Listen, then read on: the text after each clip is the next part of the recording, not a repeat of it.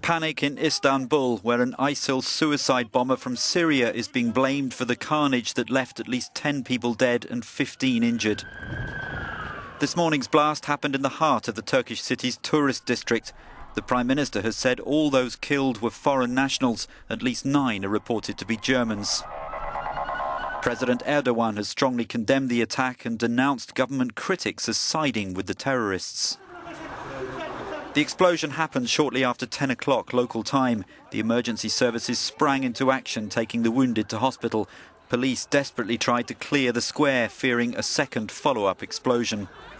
The government convened an emergency session in the capital Ankara, chaired by the Prime Minister.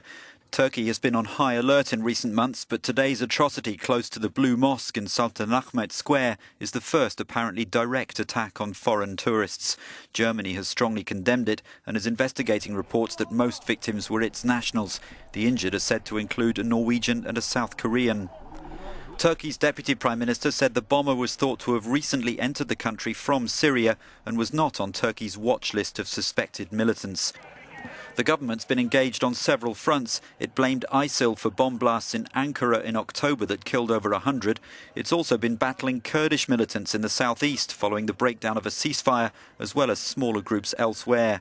Istanbul has suffered relatively small-scale attacks, at least one blamed on left-wing political groups.